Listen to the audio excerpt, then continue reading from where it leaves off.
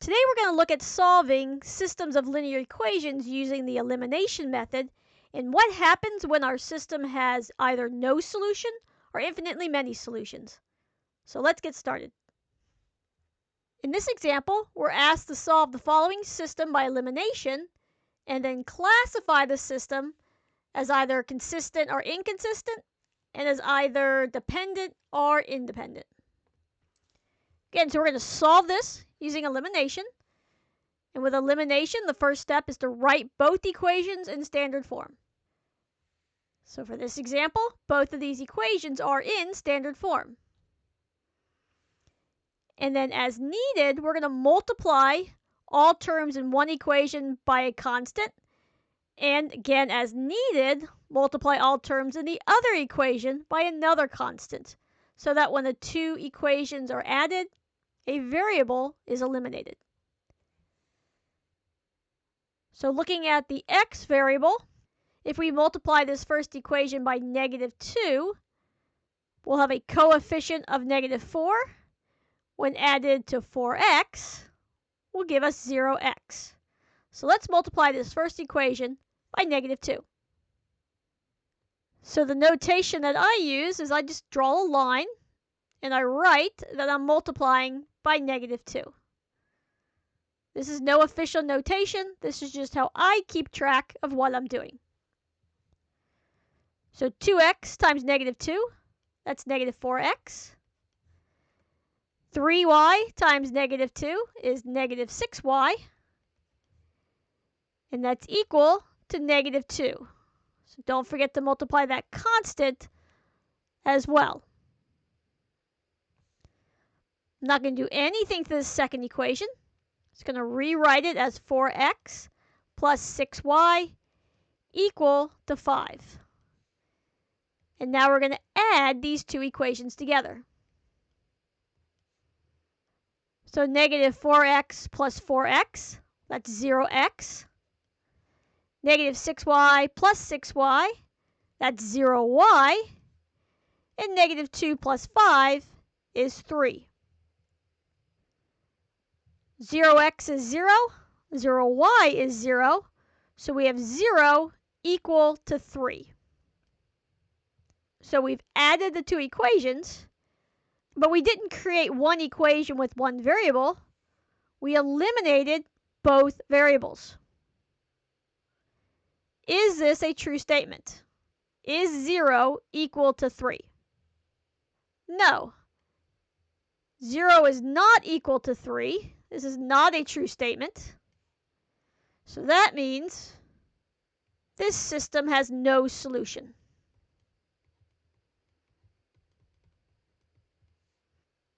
So in the case of either no solution, or as we'll see shortly, infinitely many solutions, when we add the equations together, both of the variables will be eliminated, and we'll end up with a statement.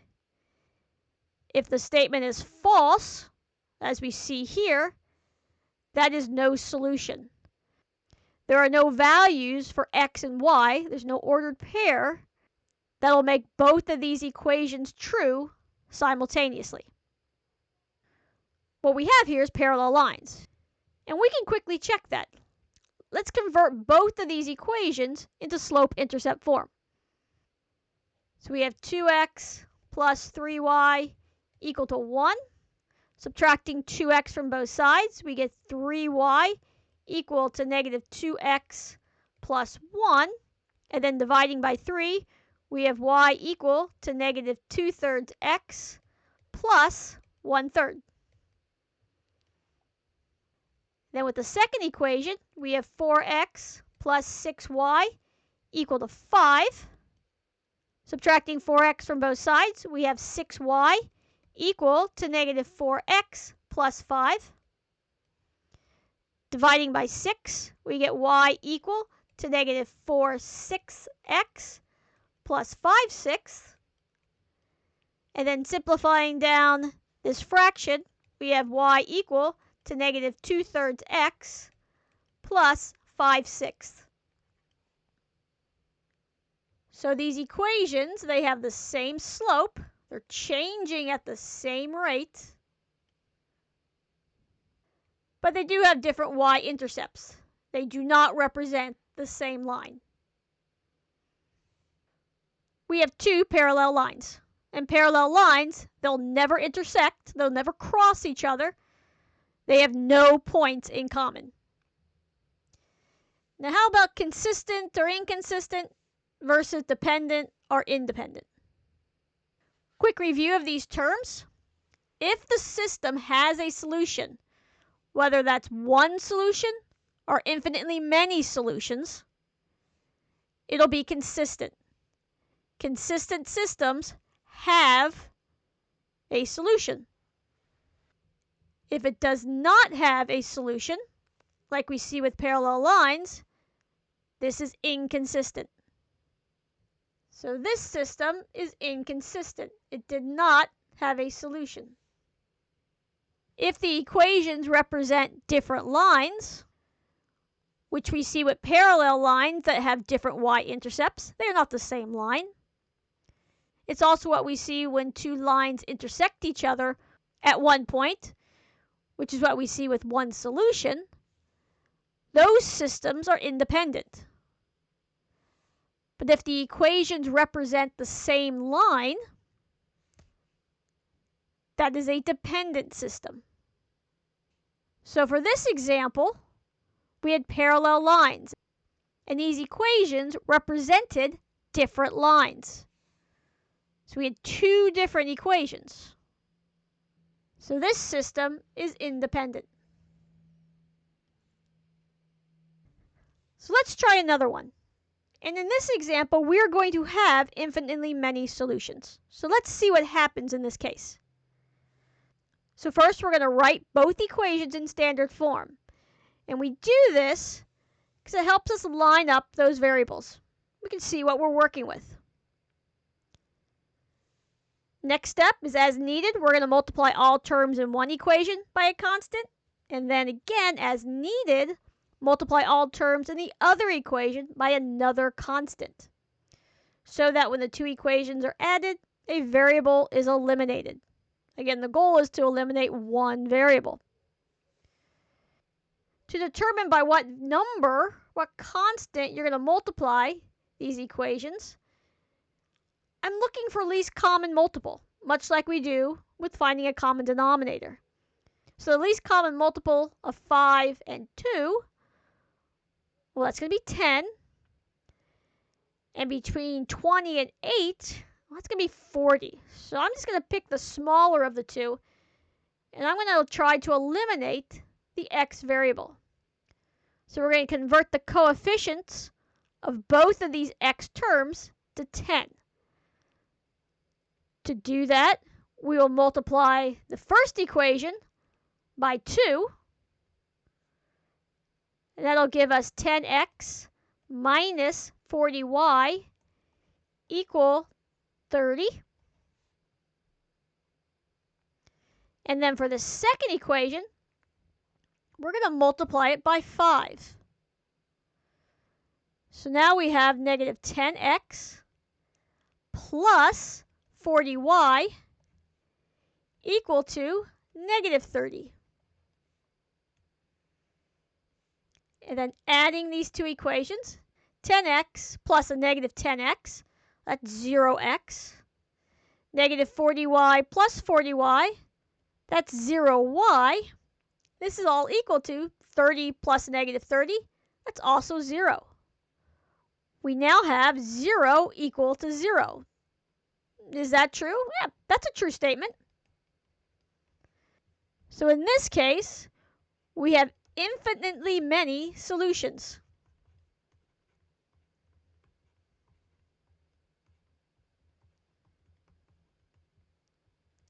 So if we take a look at the graph, both of these equations are the same line. Let's check this by converting both of these equations into slope-intercept form. The two equations should be identical. So 5x minus 20y equal to 15. Subtracting 5x from both sides, we have negative 20y equal to negative 5x plus 15. Then dividing by negative 20, we have y equal to negative 5 all over negative 20x plus 15 all over negative 20.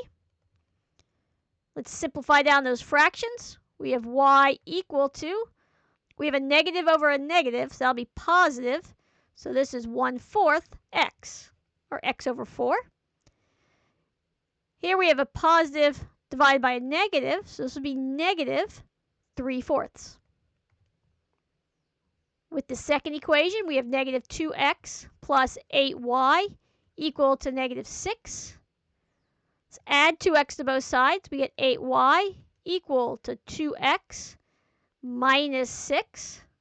And then dividing by 8, we have y equal to 2 over 8x minus 6 over 8. And then simplifying down our fractions, we have y equal to 1/4 x minus 3/4. These are the same equations. Since both of these equations represent the same line, this system is dependent. And since we do have a solution, we have infinitely many solutions, the system is consistent. Every point that's on this line is also on the other line. So every point that's on these lines is a solution to this system. A great way to learn is to practice on your own. We will discuss in a bit, but go ahead and pause your screen and do these 3 problems.